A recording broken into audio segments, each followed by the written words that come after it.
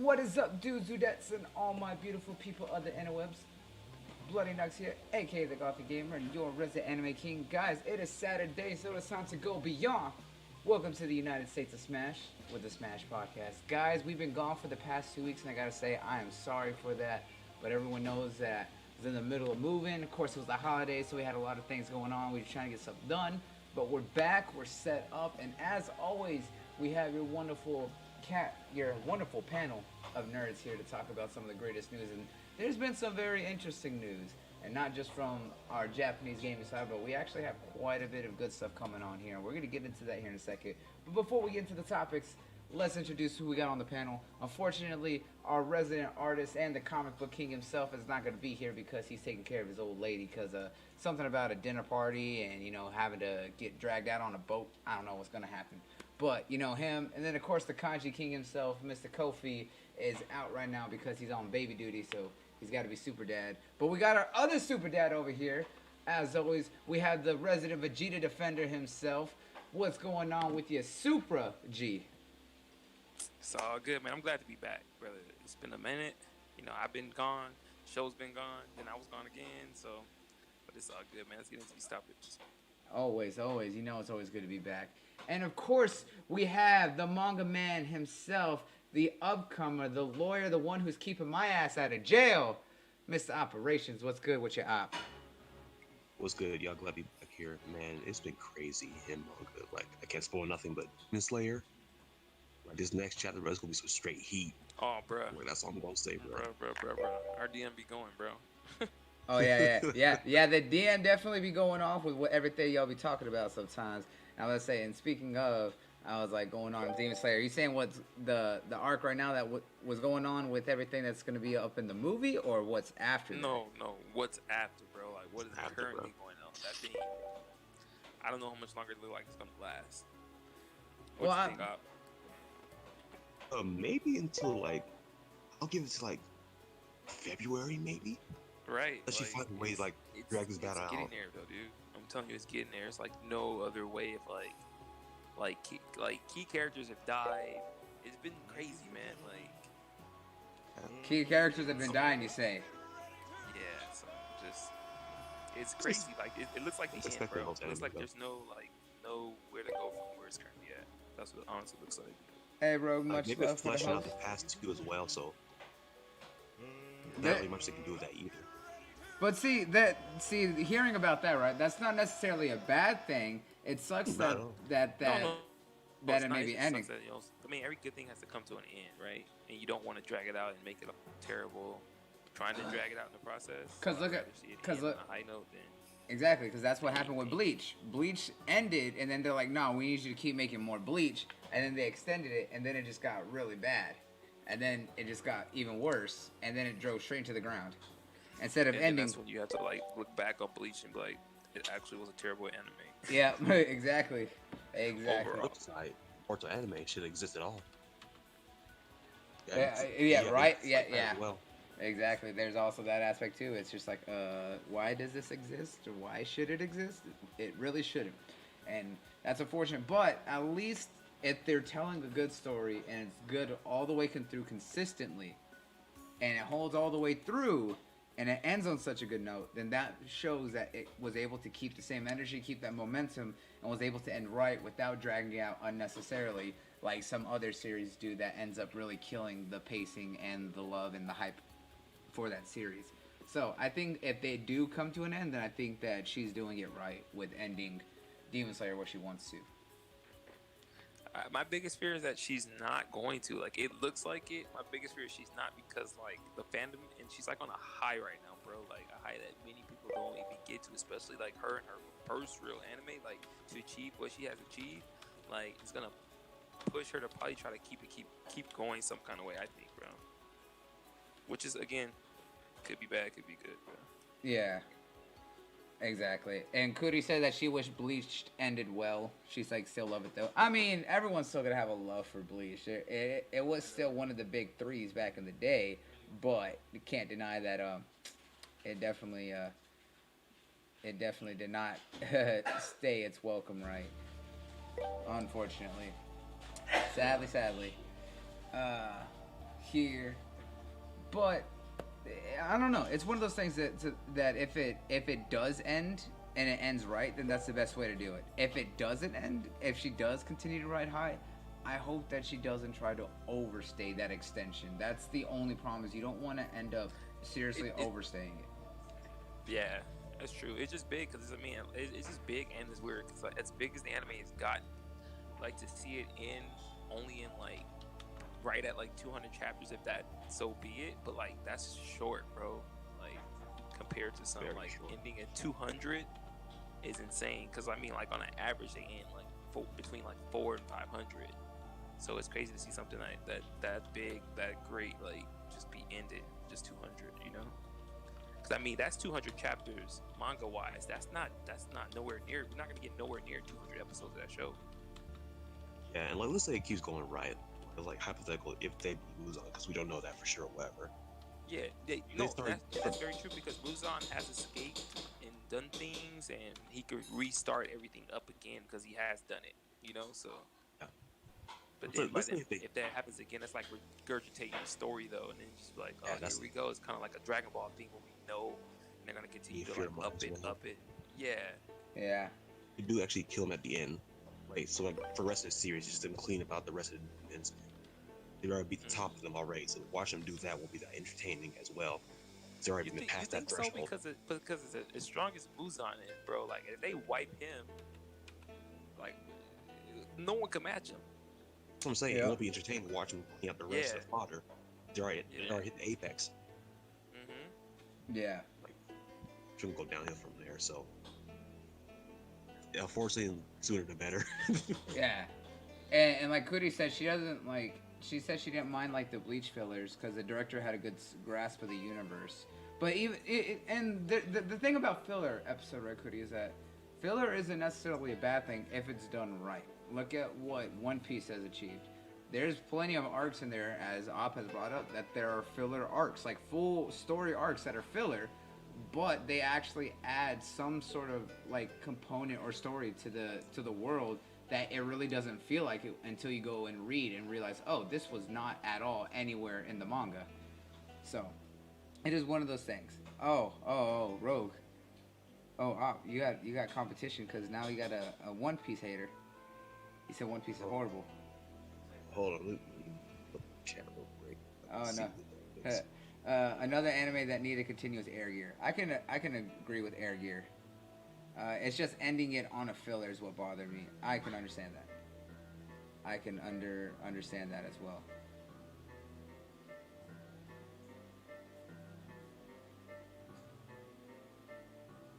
One Piece fillers are a mixed bag, to be honest. As someone who primarily watches the anime, nothing against the manga. I love it too, but I'm behind anyways. Okay. Well, that's what Kuri said. But others I knew. See. At least Kuri knows her stuff, right? Now, while you've been reading everything that's going on in the manga, Super G, it's been a hot minute since you've been around, my man. What have you been up to? What have you been keeping up with? Man, same thing, Soul, bro. Or it's not Soul. Bro. Just reading tons, watching tons, discovering tons. It's crazy, bro. Yeah, I'm about to have to really start picking up. But it's a good time to be like an anime fan because I mean I think we had a conversation a couple shows back where we were just saying like how it used to be and how like we couldn't find like good anime, like it'll be droughts and droughts, but now it's just like an influx, bro. It's just like constantly coming where you have to like, it's hard to like try to put down and pick up because there's so many. It's crazy. Yeah, you're not hyped for some of the new shows that's gonna be coming. Yeah, freaking Jujutsu Kaisen is gonna come now, so like that's sick, bro. I was reading that for a while, and now anime adaptation's coming, so it'll be pretty sick.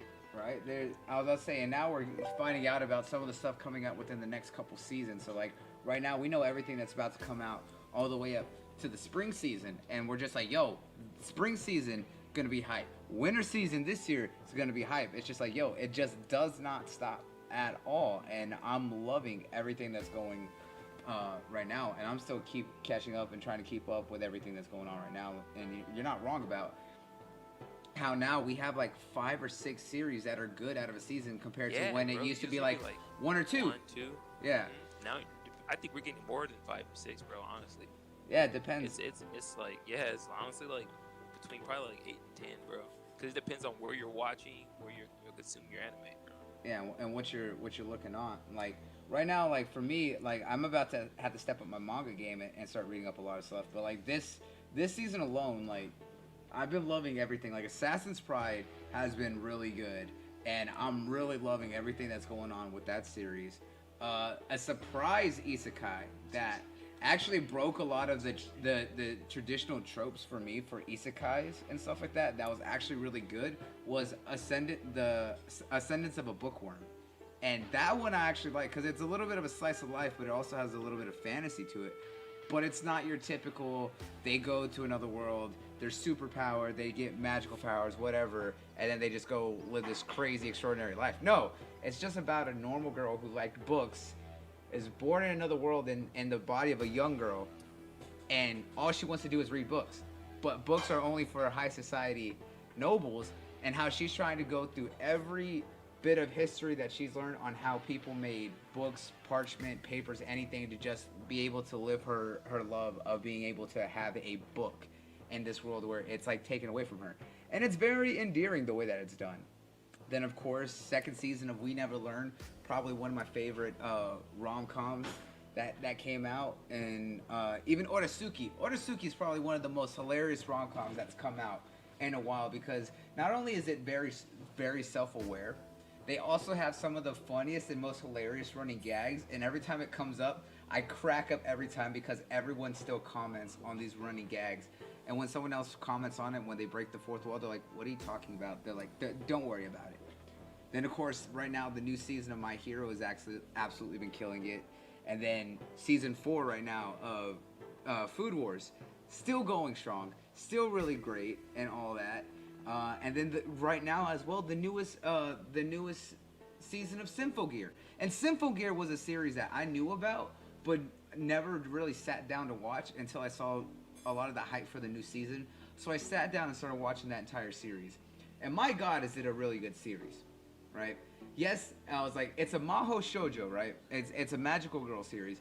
But the thing about that makes this Maho Shoujo so much different is that the girls actually transform into outfits called Symphogears by having to sing. It's very musically based, and I love that fact. All the weapons are based off of different relics and weapons from lore across all mythologies and stuff like that. And always hearing some of the different songs that the girls sing to be able to use their powers is interesting. Yeah, it has a tetchy, but I mean most Maho Shoujos do because it's very heavily girl focused. But when the girls are fighting, dude, they're badass. These are like really well animated fight scenes, and it fucking blows my mind on how well they are. And I love that. I love that there's Maho Shoujos are one of those things that are really coming back that aren't really respected enough as a genre. And Symphogears is actually one of the biggest ones that I really like and want to see more of it because it is so well done.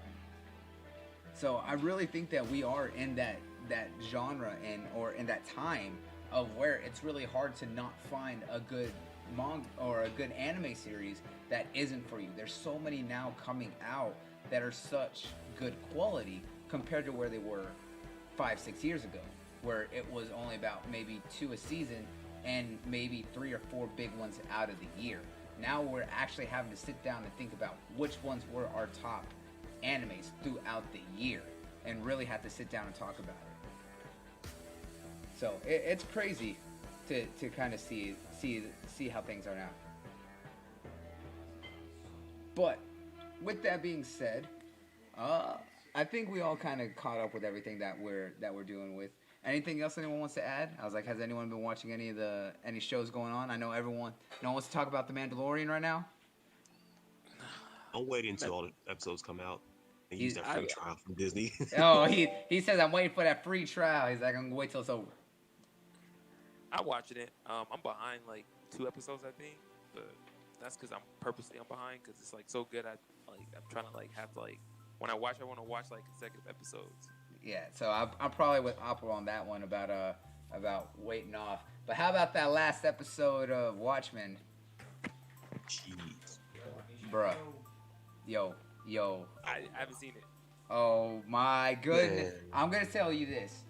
That show and especially the last episode, you're gonna feel some type of way, and it's gonna make you extremely offended. And if you don't feel uncomfortable and offended, then you have a problem, because it shows that you're a little bit fucked up. But the way that it talks about a lot of real life, that's what I've always loved about the Watchmen series, right? Is that it questions a lot of society in a really well presented way. And it's so well done. And I think this one right here is it's really bringing up a lot of very important issues, especially that match today, in a really well done way. And I'm loving what they're doing with it. Like, this is one of those shows that is unapologetically in your face with certain aspects to give you a taste of reality on how it is. It may be a fictionalized reality, but it is still very accurate reality. I was like, trust it. The first one they pulled that really got me. I was like, I didn't see it. Like, I saw it coming. I wasn't expecting it to play out that way. Yeah. They could have easily messed that up, and they didn't, which was surprising to me. Yeah. Oh yeah. I was about to say this is definitely one of those things that caught me off guard when they did that switch up right there. I know exactly what you're talking about. But trust me, when you see the episode and watch it, G, I'm telling you, you're gonna blow up the DM like Op did immediately. He'd be like, "Yo, I can't with this show," and not like the bad way. I can't. No, like the oh man, I can't believe this is going on right now. Kinda, I can't. A good feeling the next episode we're gonna start off somewhere else, and then we'll slowly go back up to where we left off in this episode. And I'm gonna be annoyed that I want. I just want to start where we left. I'll just move forward from there. No more flashbacks. Nothing right now. I need to figure out what the hell's going on right now. Oh, I agree. I was like, we definitely need to see what's going on right now. I was like, we definitely need a lot more stuff. But I think the flashbacks have definitely been helping kind of solidify everything that's going on in the show. Definitely. So it's not like it's unnecessary like a lot of other series and stuff like that. So we're definitely going to see how it goes. All right, with that all being said, let's go ahead and hop into these topics. And I want to go with the first one because I have to give it, because if you can't see right here in the background that I was like, my angel, my goddess, my battle, Miss Alita has been nominated for an Oscar for its visual effects, which it absolutely deserves, because not only did Robert Rodriguez do an amazing job as a director, his visual effects team, as well as James Cameron's visual effects team, because he was a producer on it and he was the original director, did an amazing job with this movie. Because this is probably what shows that anime adaptation, live action adaptations, when handled properly, can be absolutely successful, can absolutely stay true to the source material, be presented in such a way that it is raved about, because there's petitions out right now to get a sequel made. Even the director is all about supporting it. Everyone wants to do it. They said the only thing that's holding them back right now is that the studio that made it was with Fox Entertainment, and now it's currently owned by Disney, and it's up to Disney to give the green light on it. And it may be a few years before we see a second film from Battle Angel Alita. But I really hope that they do, because right here, and I'm gonna pull this out, is that right here, the end of the first movie was literally the entire end of the first edition of the first volume right here of the omnibus, which is the first 3 volumes of the original manga series. So it's like, so they only used 3 books out of 15, and it made sense on where they ended it. They did not remove any scenes, add anything extra that was unnecessary. They only changed a few order of events to make sense for the context of the film, but it didn't seem like it was out of place with them moving these events around. And they only added in very minimal scenes, but it still added enough context to where it supplemented. It didn't feel like they were trying to change too much of a tone. And I loved that, because where it ended was exactly right in the very beginning of the second volume, which is about volume 4 of the original series. So I'm hard capping. I will stand for this nomination, that it deserves, against a lot of other films, the visual effects award, an Oscar. Op, when you heard about this, what did you think about this, my man? This was definitely deserved. Like, this isn't the first movie to actually achieve this visual effects. But, like, to see done again, just I guess for it to see it done again, such quality is right now, like, just blew me away, man. But, like, as far as like a sequel for this movie, bro, like, we gotta do, if we gotta start doing crowdfunding, something Kickstarter, I'm down for it. I really would love to see a sequel to this. It's gonna be really hard because, like, of course, I think it already broke even. First one, right? What was that? First Alita, it barely broke even or made a little bit of profit. No. It made a significant amount, much more than it broke. It broke its record, or it made a profit. It made a good profit too, because it was supposed to. Enough just find a sequel then. Yeah, I think that around 150 million to 180 million it broke even, but it pushed about 400 or 450 million by the end of its run. So it's well in and making enough money to warrant a sequel. And so just it really should be expected. All right, then. But there's a high possibility for it happening. I guess it just matters to give them the green light for it then.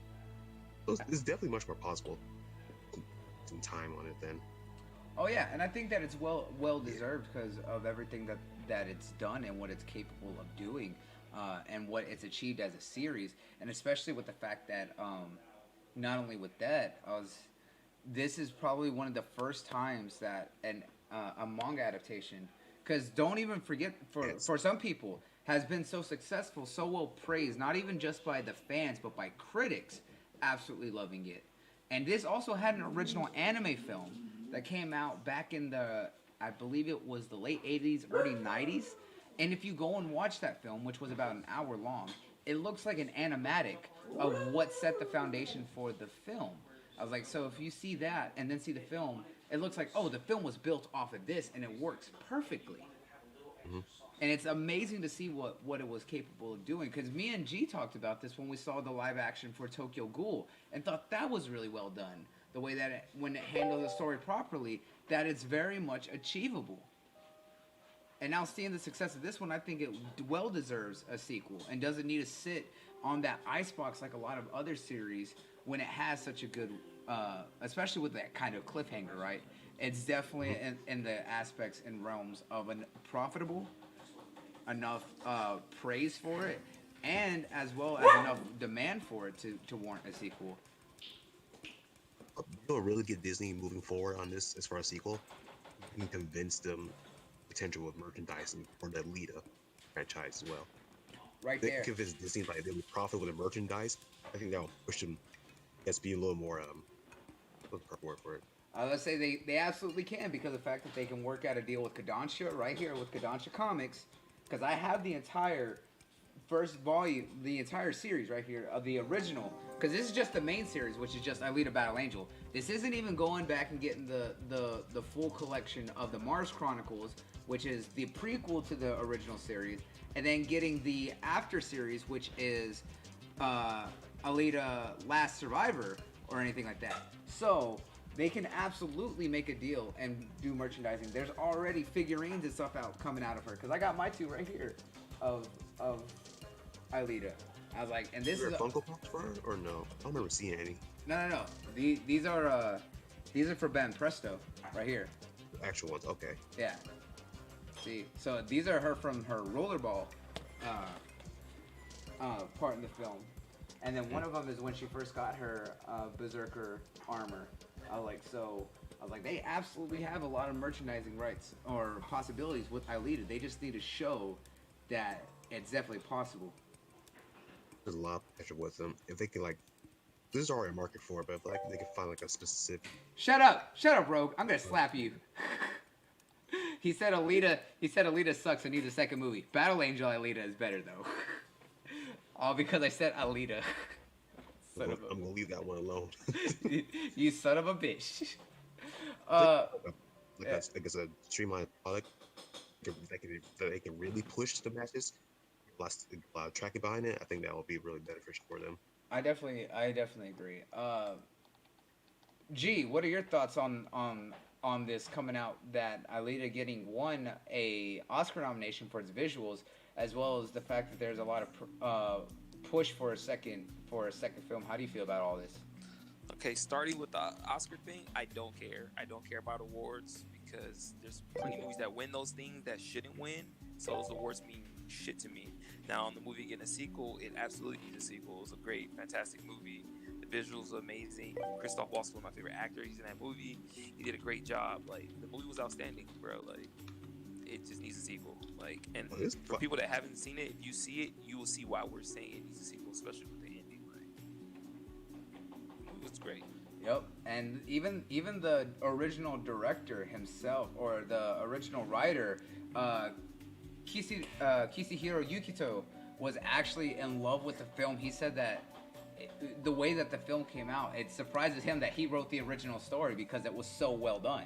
And to hear his that too, and I think now that, like, since Disney has that portion, I don't see why Disney would even try to do it, because Disney, like, putting their name on anything that says, okay, it's already kind of like becoming well established and it will become like a cult classic at some point. Disney will want their hands on that, bro. Exactly. So they really should just be like, yo, let's just kind of go in on it. The only thing that I can understand that why they may be a little bit hesitant about it is the fact of that. I believe I don't even think so. Cause hear me out, bro. Disney wants to take a dip and a dive into, like, the anime world. They want to, yeah. And if this kind of like gets them sort of there, they want to. Because remember the rumor that was coming out about, like, the next Dragon Ball? They were saying, like, Disney was going to be attached to it. So, like, and they're trying to get in there, bro. Dragon Ball is absolute merchandise city. I mean, I think that they could do it because even the first film was PG-13 and it still had enough action, it had enough brutality where it wasn't excessive, but it made sense of the aspects of the fight. Also, too, PG-13 isn't the PG-13 of 10 years ago or that 15 years ago. That's it's like we're getting a hard PG-13 now. You know, like it's so much more different. Yeah, and you gotta think that this series is a seinen. It's aimed at more mature audiences, but it still was able to pull off a very hard PG-13 and still be well adaptable to everything. And I love that. Like, I love that we're able to kind of see that. And with a series like this, I think this is one of those ones that could absolutely kind of help push that aspect going forward. I think this is one of those series that absolutely well deserves to be able to get that continuation compared to a lot of other series that are out. So, I'm standing behind Alita. I was like, it needs a sequel. It absolutely needs more. I was like, they can merchandise the hell out of it. There's movies that don't need sequels that get sequels, bro. So exactly. Like, and this is one that absolutely deserves one. Yeah, exactly. This is absolutely one that deserves it. And not only that, like I said, they can make so many out of the entire series. I was like, like I said, the first one was the first volume of the omnibus. They still have the original volume was around 9 volumes. Then they had the short stories of Holy Night and other stories. And then that's not even counting the Last Order, which is after the original Battle Angel, and then the Mars Chronicles, which is before. So they could make like a whole franchise and series off of this. And we already know that the actors want to be a part of it. Rosa Salazar absolutely wants to play Alita as long as she can. And I cannot picture anyone else who has more of a perfect face and the entire look of Alita than she does. So you can't. It's like Robert Downey Jr. with Iron Man. You can't find a better cast in that. Exactly.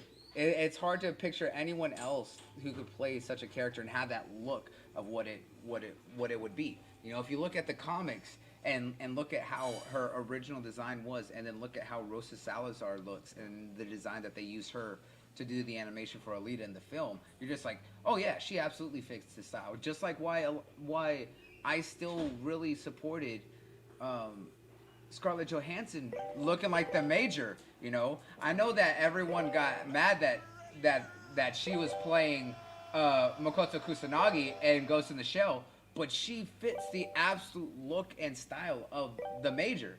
Like, whether we like it or not, she does have that look that was able to just match up with what we know of the Major from Ghost in the Shell. You know what I'm saying? It's just one of those things that's unfortunate, but I really hope that it does help out in the long term for this series. Now, going from there, we're going to hop on to the next topic, and we're going to hop from one anime to another, but specifically an animation studio, because oh boy, this is a this one was a little interesting, right? So, Gainax. If you don't know Gainax, Gainax was the studio behind many classic anime series such as Neon Genesis Evangelion, as well as the original Gurren Lagann. And that's before the team that worked on Gurren Lagann left off to do their own thing and formed Studio Trigger. Well, one of the representative directors from Gainax, Maki Tomohiro, was arrested earlier this week. But it's the fact that he got arrested for doing a lot of really indecent and pretty fucked up things. Just kind of like we saw with the whole Harvey Weinstein thing.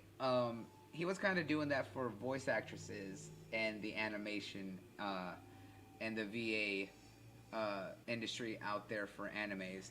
And that's why it doesn't shock me, bro. Sexual assault. That's why it doesn't shock me, because it came out that so many big wigs in Hollywood was doing it. So why wouldn't the big wigs in Hollywood somewhere else do it? It's happening all over the world. It's just to be exploited and brought about. So don't think it was only the pervertedness of Americans. No, because everybody's perverted. It's everywhere. It just haven't come out yet, bro. That's all it is. I'm pretty sure I'm pretty sure the Hindus, the Slumdog Millionaire folks over there, they're doing it too.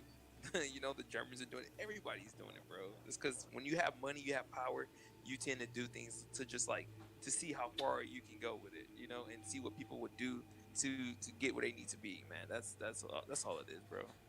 It takes a matter of time. I believe every bit of it. I believe he did everything they said he did. Yep. It's I just still appreciate the work that Gainax gave us, though. Oh yeah, I would say, but just the fact of that he was working as a representative director and he was the one looking up the talent and really bringing on these people. It's like the fact is that he would actually go out of his way to do this kind of stuff. I was like, now that's really been brought to light. Just the fact of the more people that get brought out about it, it's just like, well, you really can't be surprised at this time. But it's still just one of those things. That's just like, fuck, man. This is one of those things that's just like everyone's getting pulled and called out on it, and they deserve to be pulled and called out on it. And sometimes it's the ones that you or the areas that you least expect. Sometimes that is always shocking. But still, the fact is, you can't be doing that. At least expect, because I was just waiting for something like this to happen, because it was going to happen in a matter of time, especially in this industry as well. Because it's sad, like some things that women have to do just to get an opportunity or to get a little bit of a leg up to move forward. Like some of the shit he had her doing, like taking pictures of her naked, saying like it's for like entertainment, like shit like that. Like, come on, bro. Yeah. Like it's just despicable, bro. And the worst part about it is that she was a teenager at the time. That's even more fucked up. Like she was late teens or something like that. Yeah, I think she was right. I think she was right at 18, which was technically. Yeah, but still, it's just one of those things. It's just like, come on, dude, fuck. But it is what. Yeah, and the worst part about it is that, like I said, we could be thankful for the history that Gainax gave us, but the aspect of it all still is that. A lot of stuff coming out about Gainax right now that's really kind of ruining their legacy of what they left. I was like, that's why you see a lot of the really good talent that has kind of left Gainax, kind of for a reason. That's why, you know, Studio Trigger is one of the best around, and they took the team that worked on Gurren Lagann, and some of them also worked on Neon Genesis, and they've been doing their own thing. But kind of what's left with Gainax now is not the same Gainax as it was before. I'll say that. That's a fact, and like you said, man, it's just other studios that are just coming out, just doing better work, man, and just evolve as studios, you know, like. So, Gainax isn't where it used to be because of the fact that everything else is getting better and coming up, but. Yeah, you're absolutely right. It absolutely is one of those things. Op, is there anything else you want to say on this before we stay on it too long and hop on over? I'm just hoping everyone else gets exposed, but that probably won't happen. Because like usually when stuff like this happens, like only one person like gets leaked, like, is exposed for stuff. But here's the thing, bro. Here's the thing. Most of those guys, they kind of like they kind of like tout it amongst themselves, bro. That's like the wise things, you know. Like it's just one of those things that like the rich have a community of themselves, bro. So they all Of course. are aware of it, bro. You know what I'm saying? So it's like, would he rat them out, or someone else that knows them will come about and say the same thing? That's how. All you need is one person to start it, though, bro. And then you just got the shitstorm that just comes right along with it. So just wait and see, bro. Yep. Exactly. Wait and see. The last thing, Go ahead. of course, in something else, this is you might have like an absent state and committed suicide, ran someone else out. So just nature of the beast in that. Oh yeah, there is definitely gonna have a lot that are gonna be coming out with it for sure. Still love his and her circumstances as Gainax's best work. Need to read the manga though. That was a good series. Definitely worth checking out though, Cootie. But going on from everything that happened on here, well, we have a little bit of news left over from Japan, which is specifically classics, specifically games, right? And we all know here that our panel is full of diverse people. I was like, we all love Japanese content, from animes to mangas and all sorts of stuff like that. But we're also gamers, and that's where we all kind of started out with everything. And specifically, we are enthusiasts of Japanese gaming and a lot of what it offers. And there's two supposed rumors right now about two very classic games that are potentially getting remasters. And they're both games that I'm very excited for and would absolutely love to see. And right now, that is the fact of that there's a rumor right now that both Vanquish from Sega and in collaboration with Platinum Games is getting a remaster, as well as Bayonetta 1. Now, when I first heard about this, I got really excited because Vanquish was probably one of my favorite shooters, especially for a third-person shooter on the 360 and PS3 era, because of the fact that it was very fast-paced, it was very much an action RPG shooter, it was very fun. I was like, the mechanics were so cool, and the action scenes in that, whether they were scripted or not, were very bombastic, like you would expect, and very, very well designed. The voice acting was well done, whether you were listening to the original English or Japanese, as well as the fact of just it did a lot of things very well, and in that early kind of like come up of really making action RPGs the main point. And for a shooter, it did a phenomenal job in the way that it worked on and combined that with the unique systems that it all had. And that was kind of during showing when Sega was still really riding high before they kind of fell off with the last couple games that they made, before they started using a lot more of the subsidiaries like they've been using with Atlas and others. Now, Bayonetta is one I'm all about, and there's a reason a lot of people love Bayonetta, because that's why it was so heavily wished for and wanted and brought up into wanting to be picked up by Nintendo and being made an exclusive with Bayonetta 2 and 3, and why it's still such a fairly big seller, because it was one of the most popular action RPGs. And that one part of it is definitely because of its sex appeal, because I mean, if you haven't seen Bayonetta, then I don't know what rock you're living under, because everyone's seen Bayonetta in more than one way. But the fact is that it was still very, very fun, and in both games the humor and everything is very in your face, and it's a really well done in your face, which is kind of what you would expect out of a lot of Japanese games. Kind of what made Shadows of the Damned really enjoyable, what made Lollipop Chainsaw so enjoyable. A lot of those games have very in your face humor. Whether it's crude or it's dark or everything over the top, it's still very enjoyable. So if these remasters are true, I'm absolutely with them, because of the fact that while they're backwards compatible on the Xbox One systems and stuff like that, I think that bringing them out with updated visuals, updated frame rates, for people to really get to play these games again, especially Vanquish, because I feel like Vanquish was really not given enough spotlight before going into the next generation. I think that this would be absolutely wonderful to bring more attention and potentially bring back these franchises and make them more open to being able to branch out and reach more platforms and a bigger audience. G, since you weren't here or didn't really get to talk about it much, because we kind of talked about this last night, what are your thoughts on these? On Vanquish and Bayonetta, man, I didn't beat Vanquish back in the day, so I guess that'll just add to my backlog, bro, because I'm gonna buy it. But I don't know if I'm gonna beat it still, because I'm still trekking through other stuff. Bayonetta, I played a dozen times, bro, so I'm not really too hyped for it. But I want to see how they're gonna look. because man, Resident Evil to me set the bar when it comes to like remaster/remakes, bro. So like, I don't want really any kind of like remasters unless it's gonna look something like that, bro. And then Resident Evil 3 got me hyped because of 2, so Oh yeah. And, they gotta heal the climb, bro. Oh yeah. You might be disappointed because RE2, that's like a new bar right there for remakes, remasters. Yeah, and that's what I'm saying. So I don't really want to see anything that's not like doing that, you know? Because Capcom technically didn't have to, but they did, you know? Yeah, they So, completely like, rebuilt that game from the ground up with everything that they did because Yeah, they utilized, because they made use of that engine that they made with the RE engine that they made for was 7, and you could really see because of the fact of the physics with the way that body parts follow out. I was like the sound quality and everything because it's very, it's I say it's disgustingly wet. Because if you hear the way that the body parts falls apart, the dripping of the blood and everything, it's so wet. Like it's very just. It's hard to describe it as anything but dripping wet noises. But it's so well done that you're just like creeped out because of the accuracy of it. Because that's what you would think would sound like, right?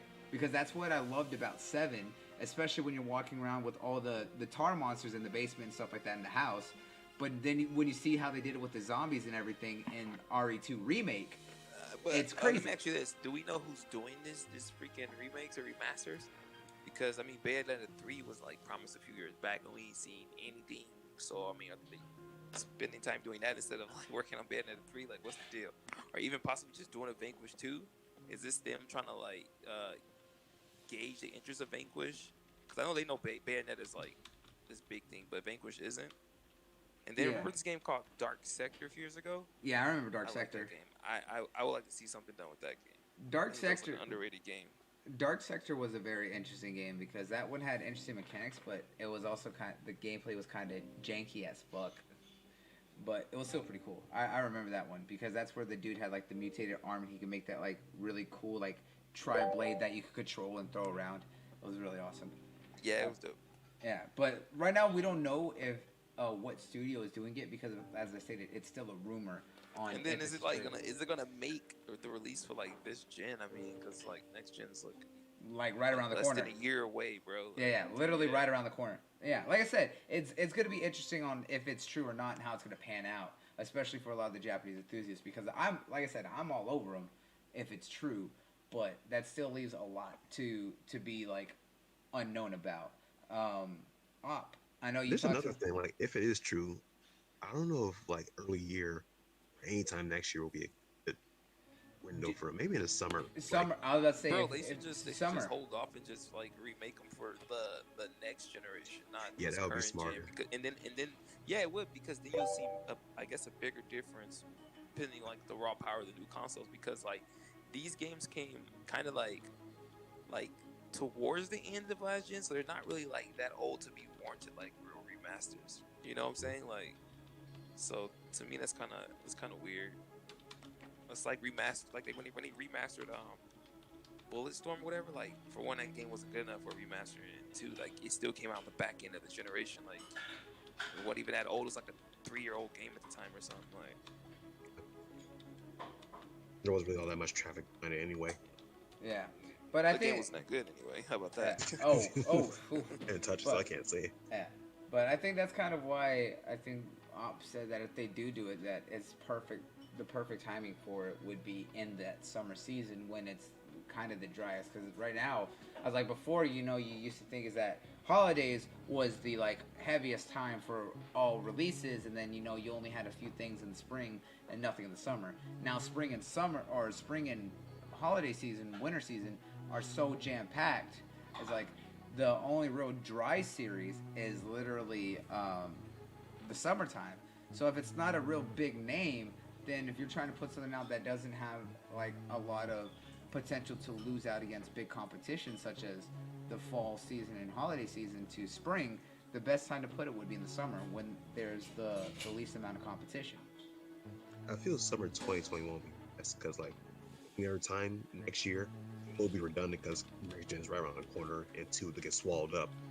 But then things gonna happen again when they got first, at least initially, like Vanquish, the classic. Not a lot of people know about it, and that 2 classic as well.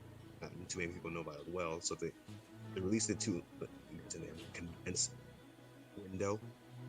Same thing's gonna happen again. Their endeavor's gonna be for nothing at that point. But when people go and support it, people are aware of it. We'll get new fans to it as well. But they really, if this is true, they gotta be smart about it because you try to reach new people as well. At least in a jam-packed window, it's not gonna do anything for you. Probably even worse for you. Oh yeah, like I said, those are all very fair points. And Rogue, I know you say, but next gen is next year, and next gen is absolutely next year because that's when the next gen consoles are coming out. We have some stuff that are gonna be launching with them, but I will definitely say like at least a year and a half before we see a lot more next gen games. But next gen is literally around the corner. But 2 years would be about accurate. But you're right. It like I said, this is just a rumor, so we don't have any confirmation. But I think if you look at Sega right now, they're trying to make an improvement and try to definitely get a comeback because Sega's been probably one of the few big publishers, especially a lot of the Japanese publishers that have been probably hurting the most. Besides Capcom, before Capcom had their big turnaround. Because if you look at Capcom, I think saving Sega is their partnership with Nintendo, man. How Sonic keeps like appearing in those games, bro. well, it's not just that. I was like, it's also the fact of that that they're making money off their subsidiaries, specifically Atlas, with like the success of Persona 5 and some of their other stuff. I was like, that's what's really getting them as their subsidiary studios, so them themselves. And then of course you look at Ryu Gotsuko or Like a Dragon, who make the Yakuza games. Those are some of their big selling stuff that's highly praised and profitable and stuff like that. That's what's really kind of kept them going, but they definitely need to make a comeback in more than one way, you know? So, with that being said, Yeah, no doubt. with that being said, we're going to hop on over from there, and we're going to move on over to all of our other wonderful news. And specifically, there's one that I absolutely am all about. The last one that kind of has me a little bit upset since we're still talking about games, and specifically talking about animes. We all know that we love animes, we all love anime games, but not every anime game is good, and there's a few that are decent. And probably one of them that was really well talked about was the Danmachi game, which is a isometric dungeon crawler in Japan. It's called Is It Wrong to Try and Pick Up Girls in a Dungeon? Infinite Combat. Well, it was finally announced that the game is going to be localized in the West thanks to a UK studio called P-Cube. And when they announced it, they said that it's only going to be, it's going to launch on PC, PlayStation, and Switch. And it's going to be in North America and Europe in 2020. And it's going to have a mix of visual novel scenes and a lot of dungeon crawlers aspects, and it's going to go through the first 2 seasons of the anime as well as some additional scenes from the manga and story and be animated as such. This is great as anime fans because one, Danmachi is probably one of my favorite series in the past few years and definitely very entertaining and enjoyable and definitely needs a lot more attention and a really good light novel series. But the one thing that annoys me is we're still seeing the issue of the Xbox platform, while definitely having a lot more attention and slowly getting a little bit more love from the Japanese side, still having moments where they're getting snuffed on bringing certain anime titles to that market. And it's even worse when it's a Western studio who's doing the localization, because it's not like it's not Bandai, it's not any of those, it's not Crunchyroll games out there in Japan or anything. No, it's a UK studio with P-Cube doing the localization that are holding the game back from the Xbox platform. And this is one of those things of, there's definitely a lot of bad anime games out there, alright? We're going to look at Black Clover, Fighting Quartet or whatever. I don't know, that was a really, really bad fighting game. Garbage. Yep, and then there was also bad as being nice, bro. I think it was garbage. Yeah, and then there was also the Seven Deadly Sins fighting game that just came out too, and that one was pretty garbage. But the aspect is that it's still the aspect of why are they still holding games back from a platform, especially if it's a Western. I understand if it's being done by a Japanese studio and not being brought over, but this is another Western studio who's doing the localization that's holding it back from this platform. And this is actually one of those games that would actually do well because of the fact that it's a genre that is absolutely well loved over here. It's a dungeon crawler, and specifically it's a roguelike dungeon crawler because the dungeons are procedurally generated as you go through the levels like they do in the anime. I was like, that would absolutely be something that is very well received over here. Why are they holding it back and not wanting to put it on more platforms? And I'm gonna pull up something here that we actually had this discussion in our group chat, and Kofi brought up something here, and me and him have had this conversation before, but he wanted to put it out here. He says, me and you've been wanting to have a conversation with about this. He says, I still think Japanese developers are worried they won't make much of a return on investment for releasing on that platform, and just don't even consider what might be a low level of effort. Things are a little bit different now than they were 3 years ago with the success of Game Pass and its significance to Xbox. It gives Japanese the opportunity to bring greater mind share of their presence to Xbox gamers. For sure, there will be more joining soon. He said his issue specifically is twofold. The bigger of these two is the issues that we both agree on, which is we want Microsoft to be more aggressive in partnerships with the Japanese developers like they were back in 2005 to 2009. Mostly original IPs that Xbox specifically made an investment into. That or managing a new first-party Japanese developer is very convincing to showing the long-term commitment to Japanese gamers as well as their interest in that genre of gaming. And that's very much the big issue for this for us is the fact of I do want there to be a little bit of aggressive partnerships, and we're starting to see that they do need to be aggressive about how they handle these partnerships. However, they don't need to be on the level of how it was back then. Because if you look back then, yes, we could say that Don Matrick absolutely got plenty of exclusive content and games made. However, his aggression and the way that he went about it also burned a lot of bridges with developers and made a lot of them not want to come back to the Xbox platform, which is the absolute truth. And especially when you look at a lot of the Japanese games we had back in the early days of the OG Xbox and then the Xbox 360. You're talking Blue Dragon, you're talking Infinite Undiscovery. You also had, of course, Lost Odyssey. We had the original Ninja Gaiden and everything like that with Ninja Gaiden Black. We had that Japanese support very heavily. But now it's been one of those things that's really, really turned around and flipped up. And I was like, and I really want them to push more with it. And I think this was one of those games where it was a perfect fit for the kind of fans that are on the Xbox platform because dungeon crawlers are still very much a loved genre, whether it's an anime game or not. And it's definitely... That's where I think it goes in because it's the anime game and the anime is not that popular over here. And Xbox is pretty much non-existent in Japan. So, and kind of over there in Europe, yo, bro. So, like... It's still one of those situations where they're just like not even trying to waste your time with it, bro, because it doesn't exist to them. Like it's not even in their world. You know what I'm saying? So they don't make it right, but that's probably like just their thinking of it, bro. Sucks, but it's like blissful. That's bad. That's money they won't receive. It is. Yeah. It is. And like I said, I mean, we're all about, like, for the PlayStation fans, for the Nintendo fans, and the PC fans, I'm happy for them. I'm glad that they are able to get it. We have all the consoles. We're not, you know, I was we're gonna say that I got everything. So yeah, let's say I like y'all see the PC I have here. Everyone's seen that I have my PlayStation Pro. Everyone knows that I have my Xbox One X, and we have a Switch in the other room. Let's say I can play the game. It's just I want to play it on the platform where I want it the most. And it's the fact that it's being held back because of something as stupid as a Western company not wanting to do the localization. That's the worst part about it. I was like, and it's the fact of that even if it's anime, there's still a very large aspect in partnership with animes. Look at the partnership that Microsoft has always had with Bandai Namco. I'll say they're very heavily partnered with Bandai Namco all the time. What company is doing it? Do you know the name of it? Yeah, the studio is called P-Cube. They're a UK-based studio. So, it sounds really just, I don't know. It's only the super popular anime that's very mainstream that will be localized on Xbox.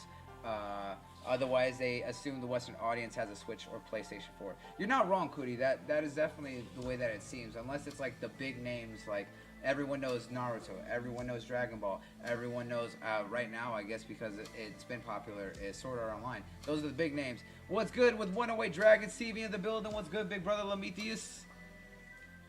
Outside of the mainstream, I will say, yeah, it seems like a lot of the other games kind of get pushed aside. Even like One Piece is probably the only other big name game that gets a lot of attention over here and stuff like that, because with World Seeker and now Pirate Warriors 4 and stuff like that.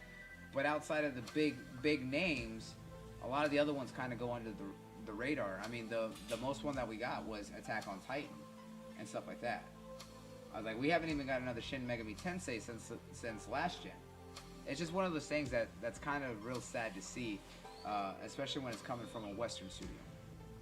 And that is like, Microsoft has a long way to go to get past their bias. Yeah, I have towards them in this industry. Like, I hope it's annoying because like I hope, cause like situations like this usually might happen from money at it. I hate having the passion because like these developers just don't even deserve the money. Microsoft the forego just get the game on it. That should be there in the first place. Like, just something they just got to work towards and work through it. yeah. There's like a heavy negative stigmatism against Microsoft right now, especially this gen as well. Because last gen was there, can't swallow it because of how successful the 360 was doing. Now the X1 is not the dominant console this gen. A little more blatant with it, a little more outspoken with it as well. So it's something they got beat through next gen. Yeah. And Kuri brought up a good point right here. She said just like that, she's like, we should also complain to Koei Tecmo, because Koei Tecmo is bringing out the Fairy Tail RPG game, and that's also skipping Xbox. And we all that's not too bad. Fairy Tail's trash. Oh, I mean, we all know how we feel about the anime because it's pretty bad. But I will say this: the game and the mechanics of it actually look really good. I'm actually surprised about it, even though we all know how we feel about Fairy Tail.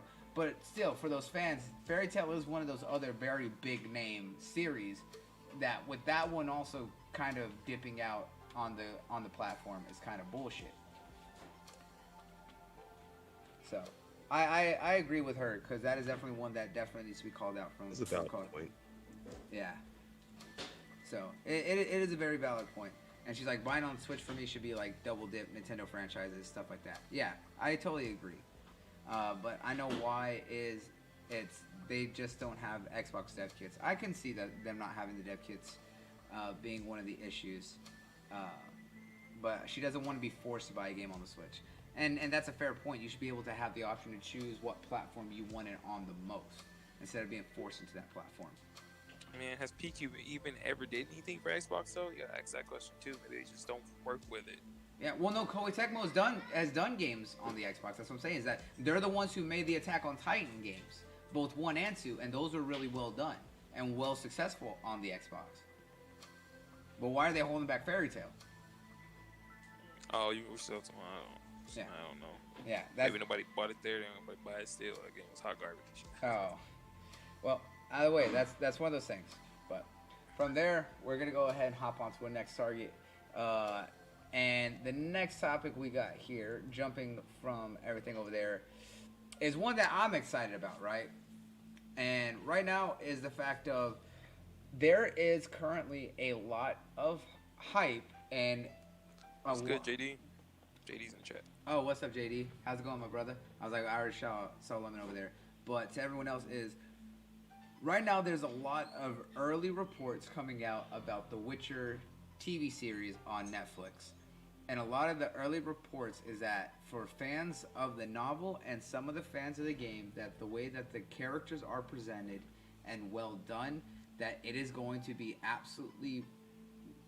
It's well executed. They maintain the tone of the world, and that the fight scenes are well choreographed and straight fire, as some pointed out, is that this series is absolutely going to really change a lot of people's opinion on game adaptations getting live action series and things like that. I know that I've probably been the one who's been the most hesitant and kind of cautiously optimistic about the series because I like the Witcher series, I like the novels, and I want the series to be good, but everyone knows how I feel about Henry Cavill, right? I think he's too much of a pretty boy to play Geralt, and I stand by that. But I do know that he has done a lot to try and really nail the character. So if he does it really well, I'll give him respect. But I still this have... thing about it, like this day and age, yes, he's a pretty boy, but like how far makeup VFX has gone, you can easily fix that. So that I guess that's the look they want for him to have in the show. I don't care about the pretty boy thing. It's just I question his acting chops, bro. Oh, That's what I question. I agree. I'll say, like, he hasn't had too many movies where he's had really great acting. Like, if you look at where he's been most notable is from Batman versus Superman and I was about to say just working with Snyder because he did Immortals with Snyder and Batman and Superman and then Superman Returns and stuff like that. Yeah. Or Man of Steel. I mean, he had an okay role in Mission Impossible. Yeah. It wasn't too bad. Yeah, but he didn't talk much. He was just more in the action scenes. He didn't talk much. Yeah. Just had a badass fight scenes. And he reloaded his beard by, and don't forget that he reloaded his beard by, jerking his arms around. His beard just grew back. Just saying, got that tactical beard. But his acting chops are the thing that is probably the most questionable. I will definitely agree. That's why I've been the one who's been like, everyone's been like, yes, Henry Cavill is gonna be Geralt. I'm like, I don't know about that one. Nope. I'm gonna wait. I'm not gonna hype him up. I'm not gonna gas that man. No.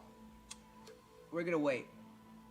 The one thing I am excited about, though, is that they are gonna go into a lot more about Triss's backstory.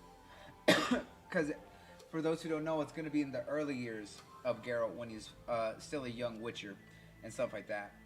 Right before he got the moniker of the Butcher, the Butcher of Rivia, which is kind of where he got the name Geralt of Rivia, because that's kind of what led to a lot of what happened to him.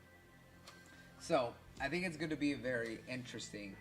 But hearing the early reports, it makes me feel like, okay, maybe it won't be so bad, but I'm still keeping my bar set low for this series.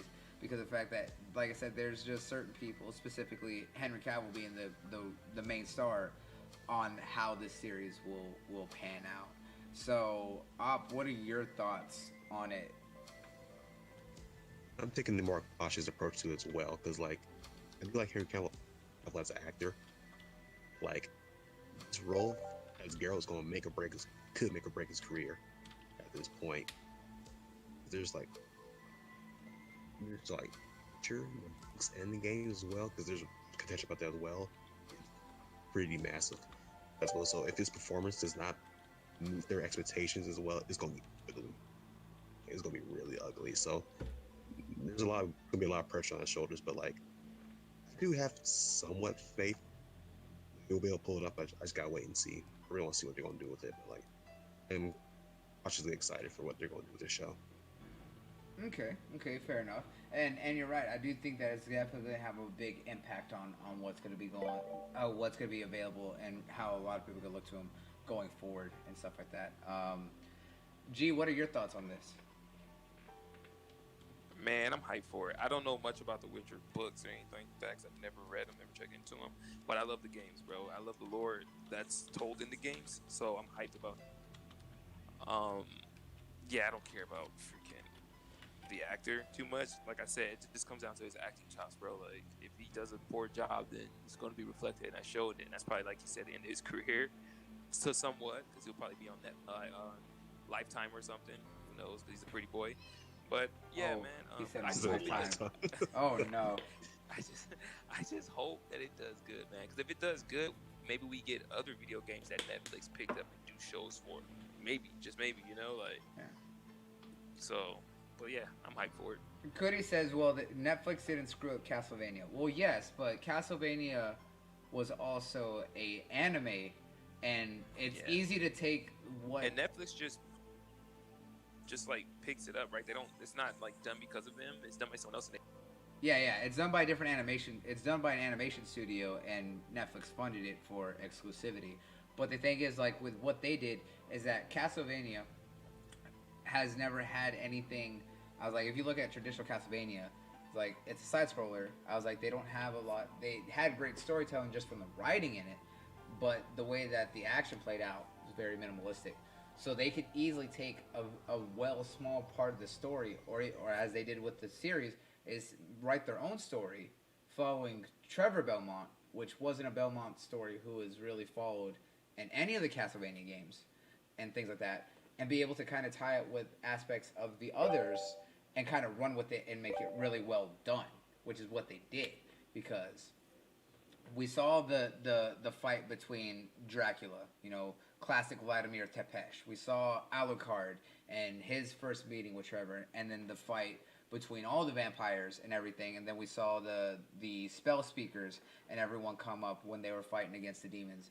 It was very easy to take the lore of Castlevania, because of the fact that we've never seen it in a very big bombastic way outside of the two games like Lord of Shadows and a few of those, and really be able to make it in a very bright, intense, action-filled presentation, while also being able to still give that presentation of, very dark and a lot of conniving and a lot of other really heavy tones going on in the background. But with The Witcher, we've had that presentation from the books, which are very well presented in that way, as well as the games, which are very much presented in that way, and being able to really encompass that kind of storytelling. So they're really competing in the presentation of how it's going to come to, because with the Witcher TV show, they're going to compare it to the books as well as the style of the games and the storytelling of the games. Whereas Castlevania was just like, well, we know the lore of this world, but there's not a lot of ways to really present it in a big, animated, bombastic way. Can we be able to do that ourselves and still make it make sense to Castlevania? That's the difference between these two. So that's my thoughts on it all. That's just me. So with that being said, is there anything else anyone that wants to add to all this? No, Not at all. I covers it. think we kind of butchered that thing again. Oh yeah, definitely. All right, cool. So from there, we're gonna hop on over to the series and the movie that just keeps on going, keeps on ticking, and leaves everyone else licking. Joker just cannot seem to be stopped. My God, does this film have a movie with legs and is really taken over for being not only the most successful R-rated film around to break $1 billion. It's the first R-rated film to break $1 billion. That's also a comic book movie with everything that was done by following the performance of Joaquin Phoenix's Bro, along with portrayal. the movie being put down and saying don't take your kids to see it, it had like a mountain to climb, bro, for success, man. It was the cards were so stacked against it. It's crazy. For this movie to still do what it did, like, it's incredible. Yes, it really did. It had everything kind of going against it, and everyone really trying to hinder this film and do a lot, trying to keep it down and try to really go against Before this it was film. even released, bro, it was crazy. I had never seen anything like it. I was just like, what the hell's going on? It was all bad. Oh yeah, but this film broke records, still keeps going. And not only that, has been absolutely been praised, been lauded, been loved, everything for what this film is capable of doing.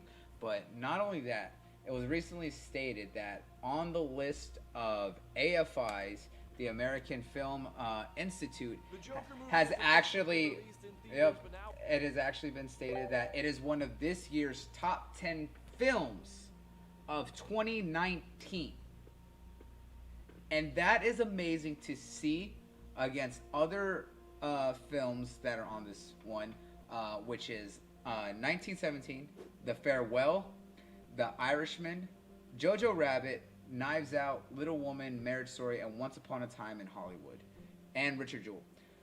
But the fact is that this is the first time that we've seen a film that is a comic book film since the Dark Knight series, the very first Incredibles, and Spider-Man 2 being one of those films that are actually on the top films of a year or all time from the AFI. So this is just kinds of go to show that this film just does not stop at all. There's so much going for it.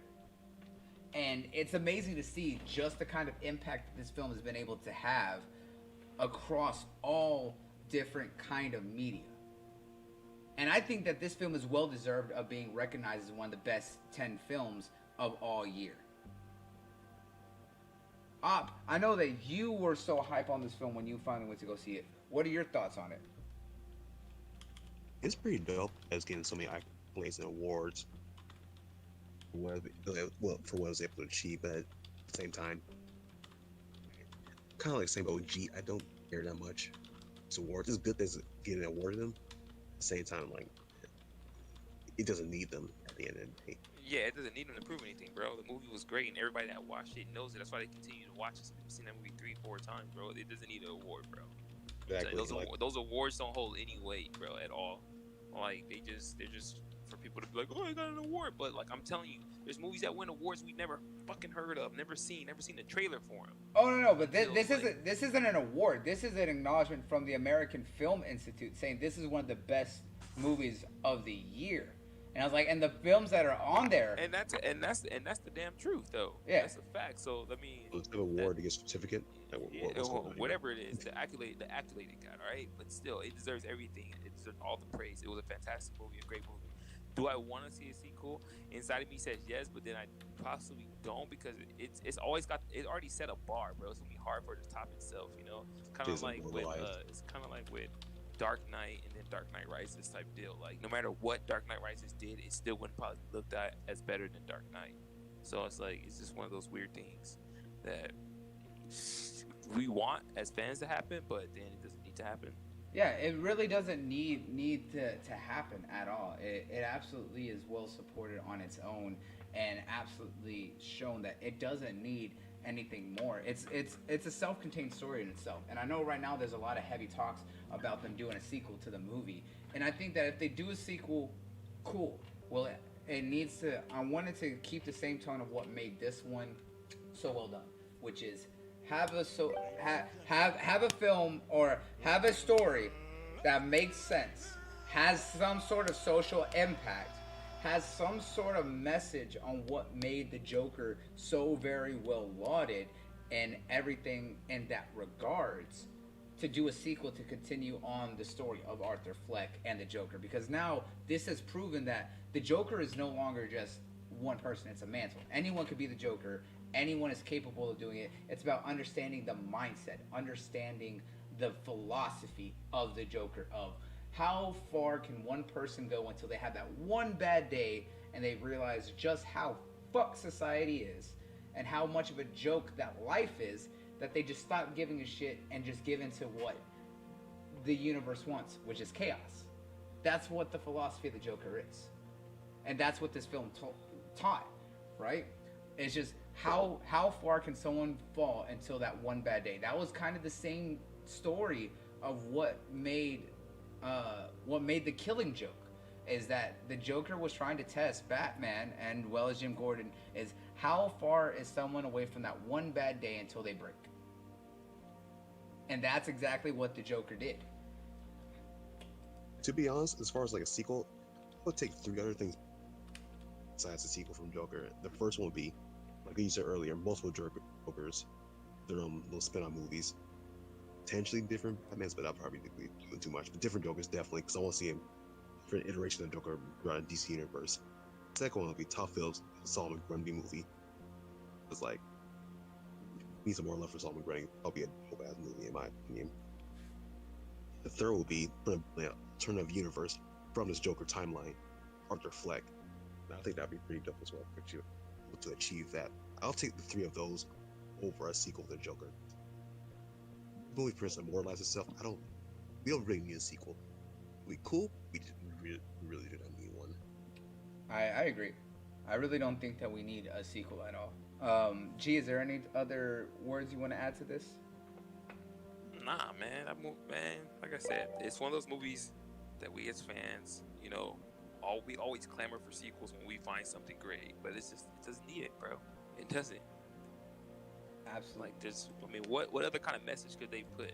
That movie stood for something, and it achieved that, bro. Like, and like I said, to me, that movie should honestly be like the jumpstart to the new DCU. Like, if they like reboot things, like they should just like lead from that, because he set the groundwork for like any future Batman that could lead after that movie, bro. Like, it was fantastic. Because I mean, now like we can spoil it, because I mean that movie's been out like 6 weeks, 8 weeks or something. Like, come on, by now everybody's seen the fucking movie, so you know at the end, like his freaking followers are kind of like what led up to the Joker having something to do with the Waynes being murdered, which is connected to Batman. So to me, that would have been like the jump off, for like the Batman, for that universe, and it would still fit what you without having to technically like do like a full reboot, because Wonder Woman's movies takes place, like in these different times. So it wouldn't really matter. The only thing that's kind of messed up about it is it would be like the Joker's age, but like you said, it's a mantle, so anybody can technically pick up from there. So you can't even use his age at the time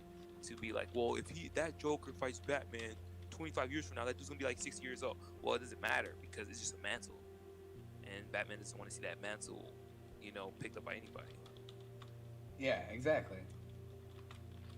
And that's the unfortunate, and I think that's a great point, is that they did set the foundation of everything that's going to happen in the Batman. Yeah, bro, like that thing was perfect, bro, perfect. Yeah, and with the fact that they like you said, that they set up the Waynes because he killed the Waynes parents and stuff like that, so that could easily set up for what we're gonna see with the Batman, and we know that it's gonna be a young Batman because of the fact that we know exactly. that it's Robert Pattinson. And that's my point as to why they should just like continue from that, bro, and then Aquaman can still exist because they don't have to. That wasn't a bad movie, but I mean, like, anything predates Justice League, besides Wonder Woman, needs to go. That's just my opinion. Like, Aquaman, Shazam, everything else after that was pretty solid movies. I'm glad they didn't do the Flash, because it probably would have been screwed up too. So maybe they'll get it right now. Yep. I like that movie still needs to kind of sit, because I still don't like Ezra Miller as the Flash. I still think he's too awkward. I don't. I think they need to recast him, and I think I think they think that too. That's why they have it. Yeah, because that, oh man, it's still that running. He was not running, bro. He looked like he was goddamn skating, it dude. Looked horrible. It looked like a man who it looked like someone who's never ran in their life. Basically, he's a kid who skipped gym class every year. It's crazy. Yeah. I'm just like, what is this? Like, loose legs, bro. Like, I was just like, oh man. Loose legs. They look like they were attached to somebody, bro. Like they were playing all over the place. Oh, you know what reminds me of? A Toy Story run. What do you do? Yep. That's a good one, bro. He said the Toy Story, right? He said he looked like Woody over there. Yeah, that's a good one, though. It was very close to it. Yeah. It just came to my mind. Oh my god, that's ridiculous.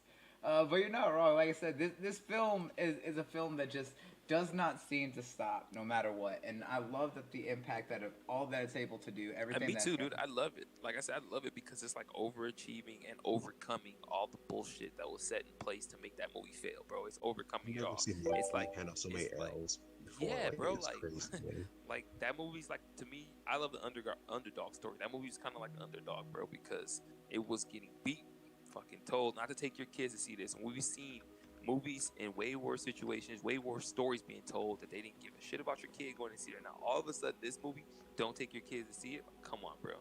And then suddenly they were clamoring for it and it too. Those movies are worse. Kids are getting their fucking faces and heads eaten off. Mm-hmm.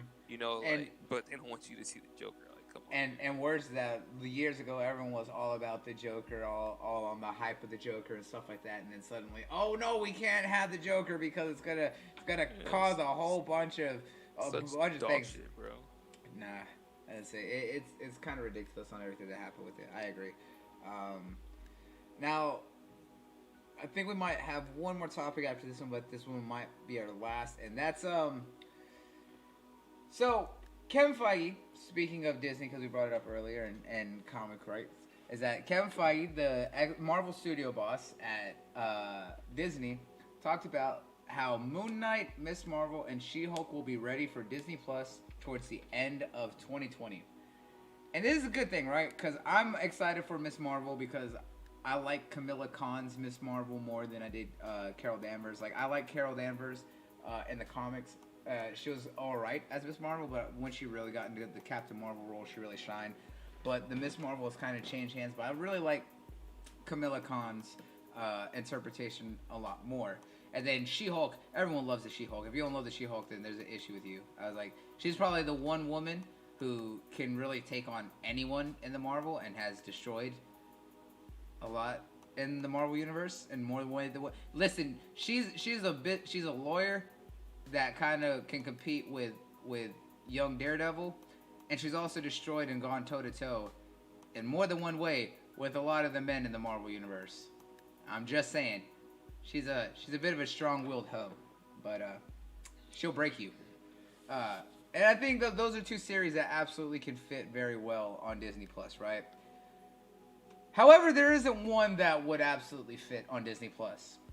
That's specifically Moon Knight.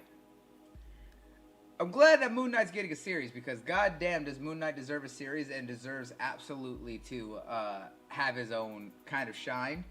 And I'm still waiting on a Moon Knight video game, right? However, it's one of those series that does not fit anywhere close to PG-13. Moon Knight absolutely needs to be rated R, just like Daredevil needs to be the hardcore series that it was, like it was on Netflix. But how Deadpool absolutely needs to be rated R. Can he fit in PG-13? Yeah, but it's awkward. But they've done it, and if you have the right humor for it, yeah, you can make it work for Deadpool. However, he shines in being completely unadulterated, not held back, when you let him be his rated R self. Moon Knight is another one. He's a very brutal anti-hero, similar to the Punisher. The Punisher does not take any half measures. He does not hold back. He completely believes in going all the way. And that is absolutely the same aspect of Moon Knight. And Moon Knight is the spirit of vengeance for an Egyptian god, compared to like Ghost Rider, who's the spirit of vengeance for hell.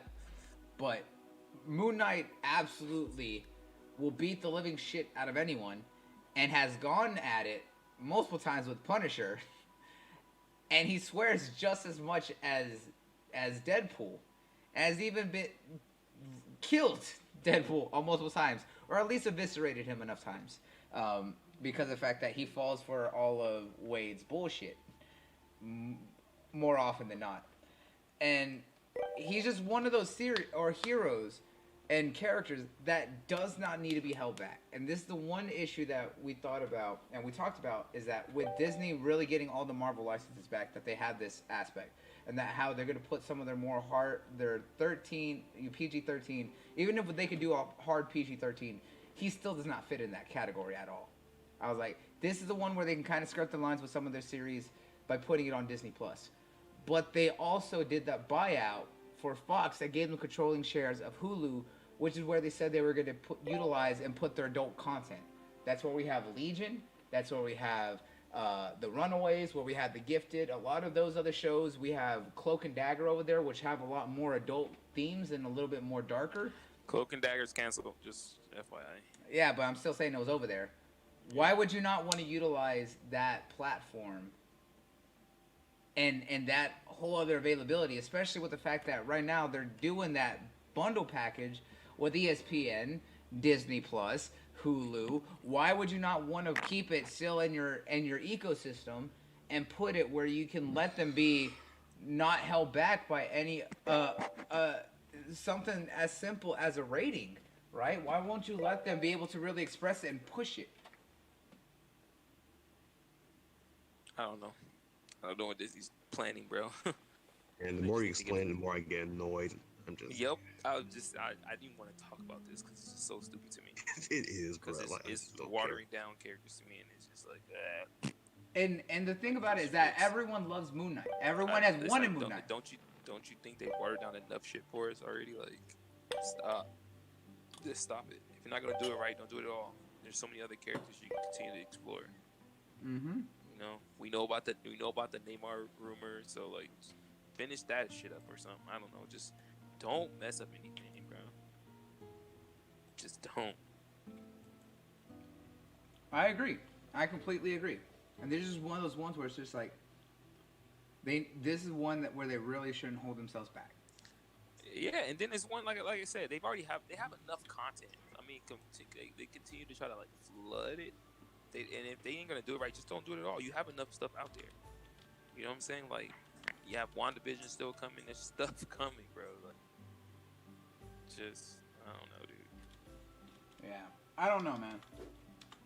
But like I've said, it's kind of frustrating. And to me, it's just like, you ain't gonna do it right, don't do it at all.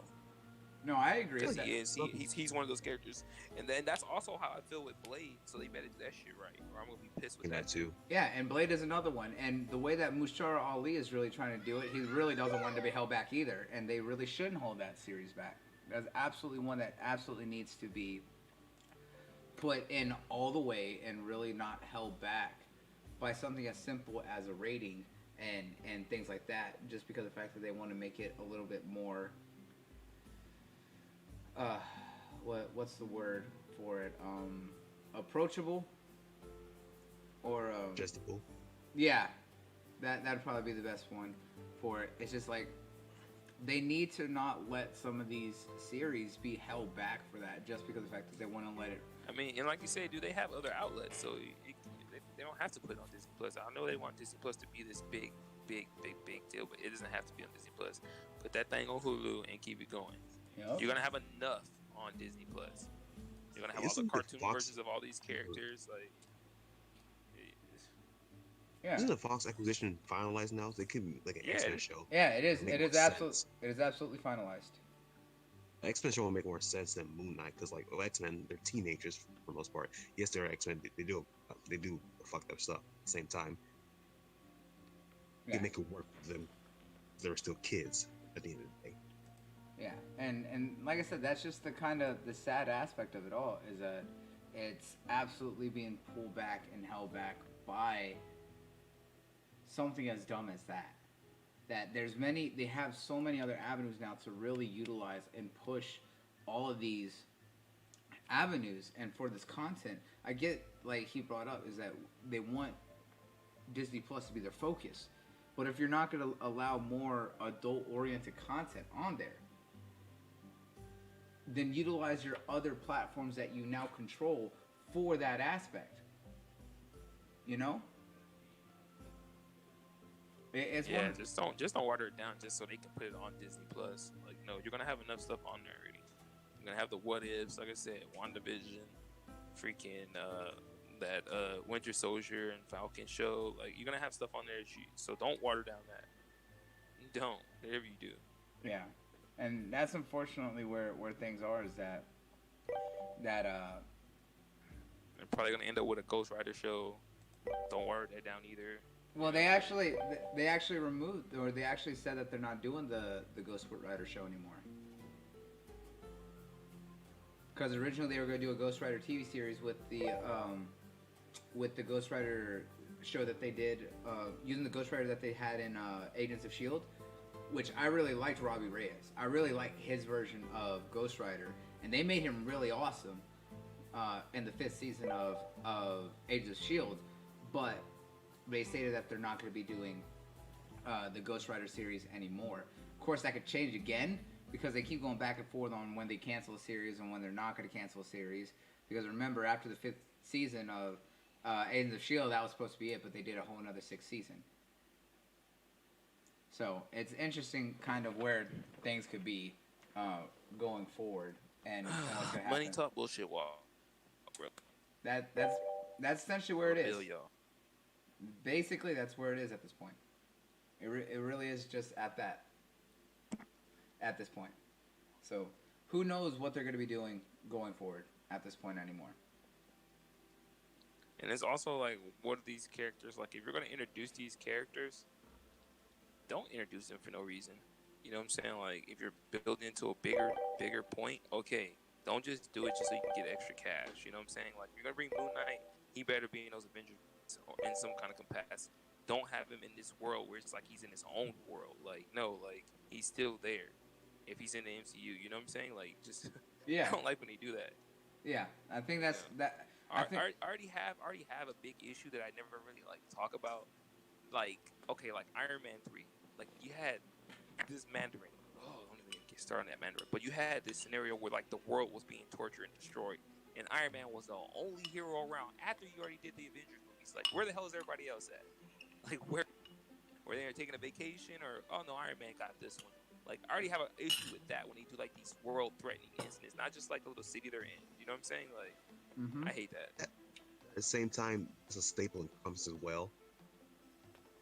So like, you can't have your cake and eat it too at this point, because like, same situation does happen in comics like Batman. He go through some shit. You can sit there and argue versus Justice League. At the same time, it's his story to kind of tell his journey at the same time. So, in the same vein, it makes sense for movies. Like, that's could get help from other Avengers as well, but like, it's their story at the same time. But if they're gonna have them jump in the movies, do the same thing in the comics as well, and it could be a continuity issue as well. So I don't know. It could be a big mess.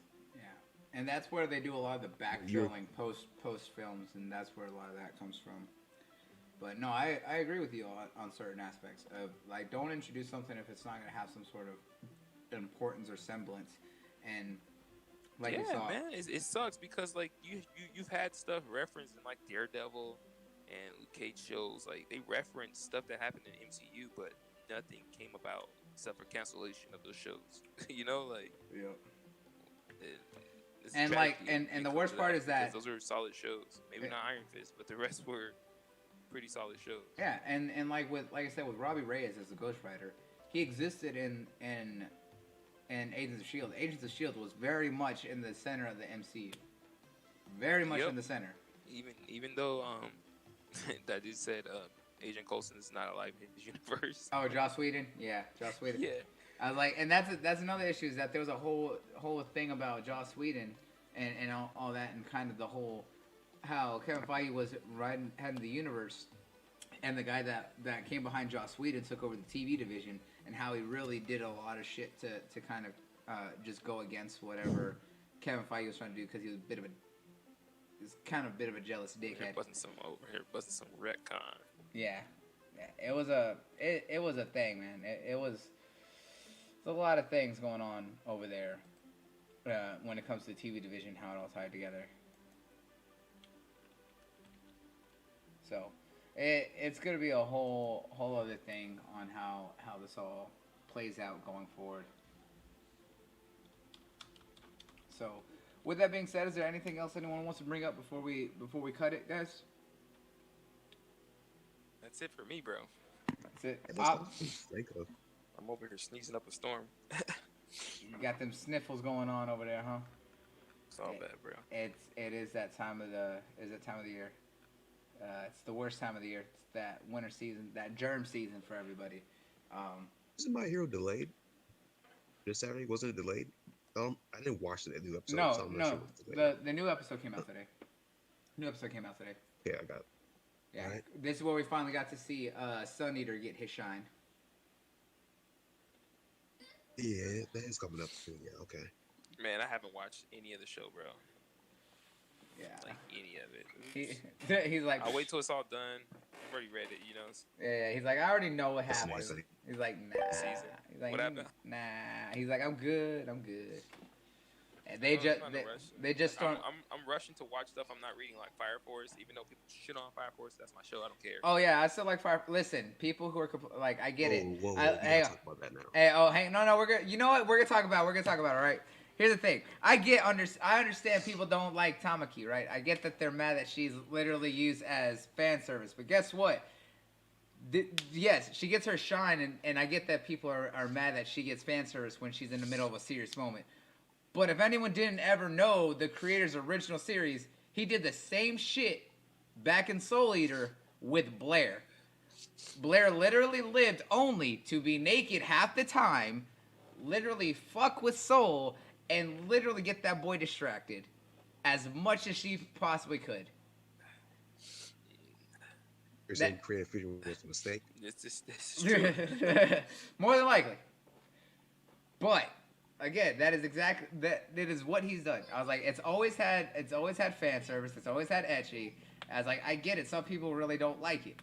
But know the history of the creator who's doing it before you like one series and then hate the other. Because there's plenty of people I know who love Man, Soul most Eater. people that's watching that show ain't never seen Soul Eater though. There's a Like, few. just There's a new few. age anime fans, bro. That's just like Yeah. just joining into the community and already have like this idea of what the community.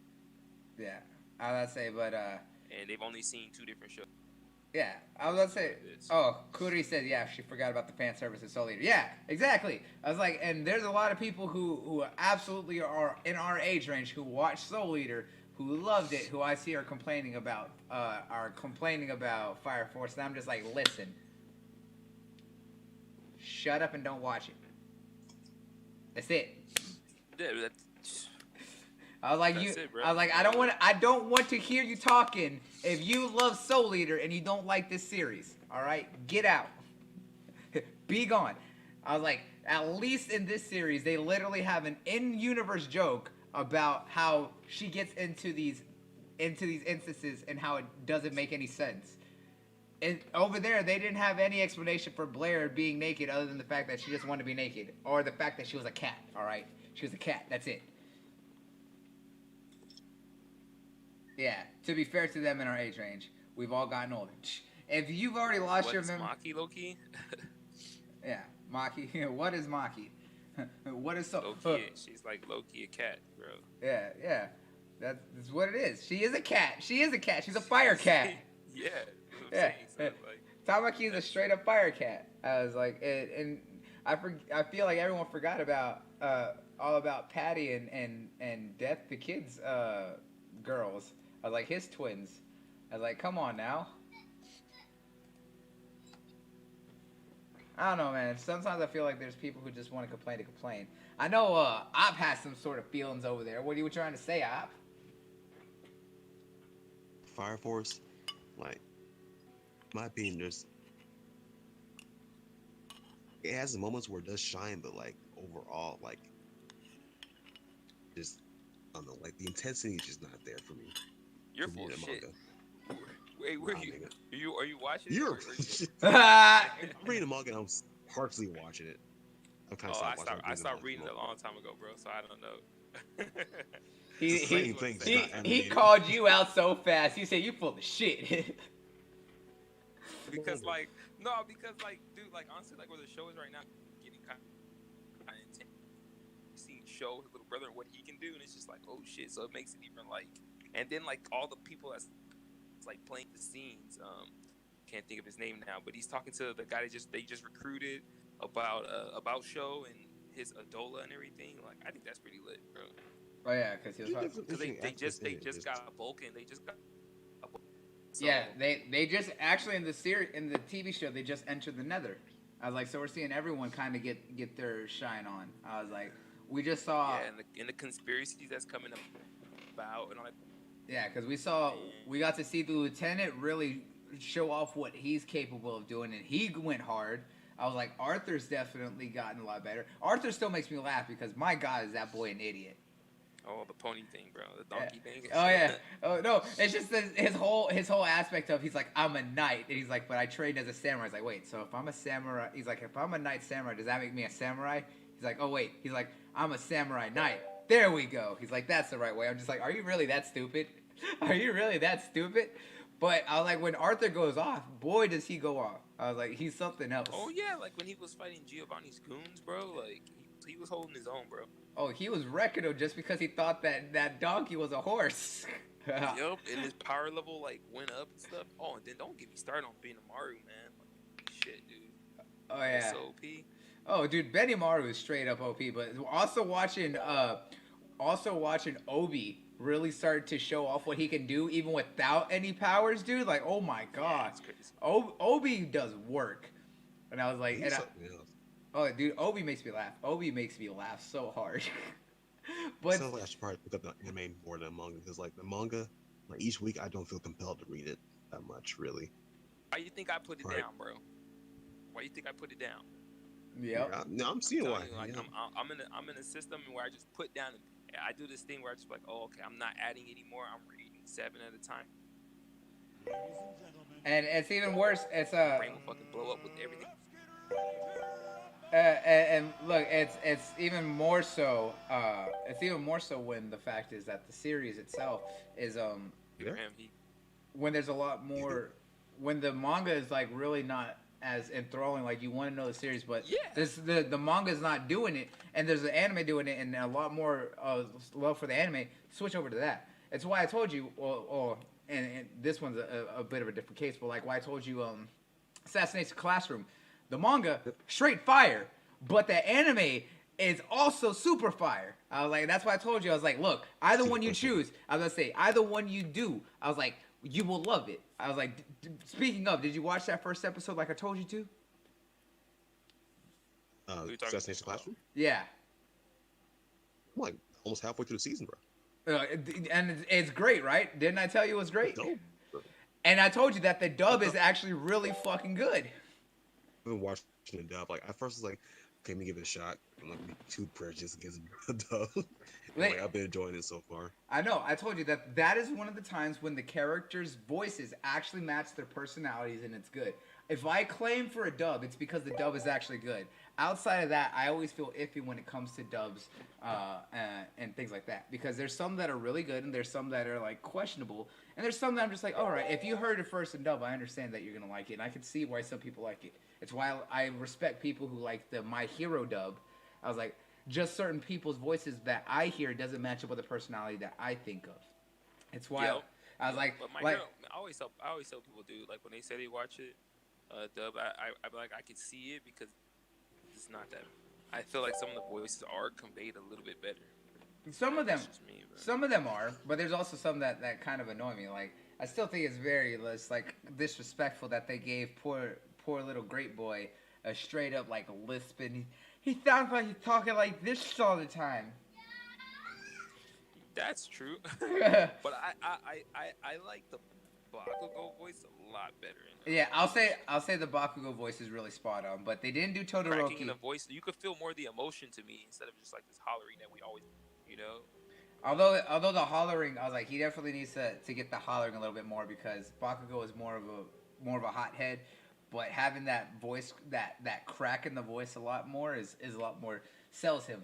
But like Todoroki doesn't have that like very distant aspect that the sub Todoroki voice has, and even more so, he doesn't have that distance warmth, like that hot cold style is like where he's trying to be nice, but he still sounds very off-putting because he doesn't really know how to talk to people very well, like especially like we saw in the last like couple episodes and stuff like that when he's trying to comfort Midoriya and stuff like that.